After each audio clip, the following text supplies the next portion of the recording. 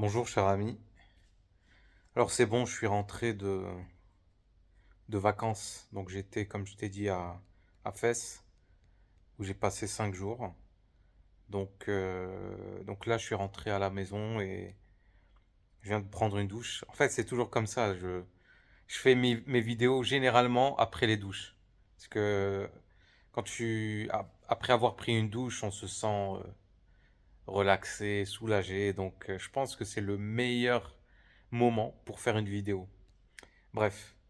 Donc, euh, donc en fait, je voulais te parler de la tristesse parce que en fait, c'est une émotion à laquelle on résiste très souvent. Et en fait, il y a beaucoup de culpabilité qui vient accompagner cette émotion. C'est-à-dire on se dit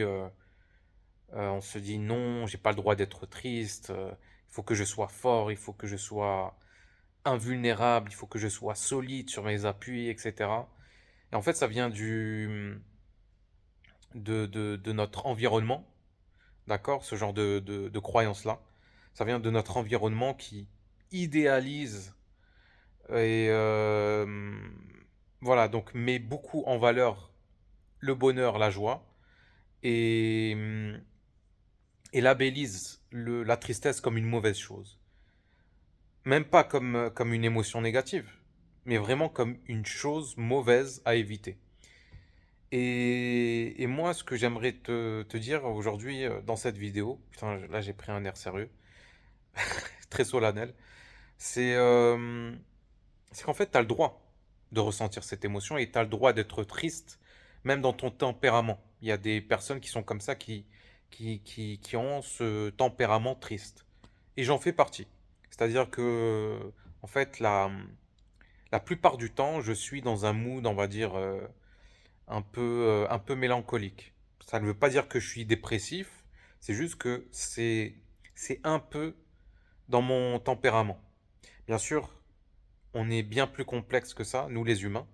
Donc il y a aussi beaucoup de joie en moi, il y a un enfant qui ne veut juste, qui veut juste s'amuser, etc. Et donc on a un peu tous ces différentes parts en nous. C'est juste que voilà, certaines personnes sont, on va dire, euh, sont drivés par certaines parts plus que d'autres, tout simplement. Donc, si tu te sens souvent triste, arrête de te culpabiliser, arrête de te rabaisser. Ça ne fait pas de toi un faible, ça ne fait pas de toi quelqu'un d'anormal, d'accord? Dis-toi que la majorité écrasante des humains sont, ont un tempérament triste, d'accord? Et euh, Et en fait, ça vient surtout en fait, d'un ego qui est blessé. L'enfant intérieur qui est blessé, tout simplement. Alors, l'enfant intérieur, il faut, comme je l'ai dit dans des précédentes vidéos, c'est que il faut arrêter de lui faire du mal pour ce qu'il ressent. S'il est blessé, il faut être à ses côtés et lui parler avec douceur. Et en fait, la majorité des gens ne se parlent pas avec douceur et ne se traitent pas, ne traitent pas leur enfant intérieur avec bienveillance. Alors moi, dans cette vidéo, c'est ce que je t'appelle à faire. Voilà. C'est vraiment d'être le meilleur parent pour ton enfant intérieur. Au lieu de te dire, oh, je suis triste, je suis un nul, et je dois changer, etc., reprogrammer je sais pas moi, mon système nerveux, etc., etc., dis à ton enfant intérieur, ok, tu es triste, c'est pas grave. Et accueille cette tristesse, accueille cette blessure. D'accord? Tu l'accueilles et tu te donnes le droit de la ressentir pleinement. Ok?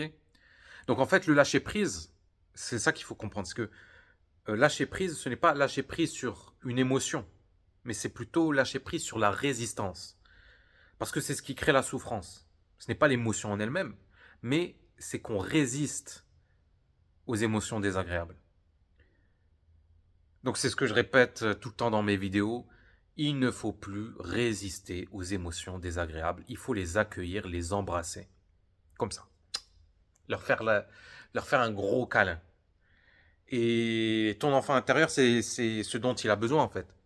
D'accord? Donc, arrête de te parler comme un esclavagiste. Arrête de te mettre autant de pression juste parce que parce que tu ressens telle ou telle émotion. Accueille tout ce qui te traverse avec douceur, avec bienveillance. Voilà.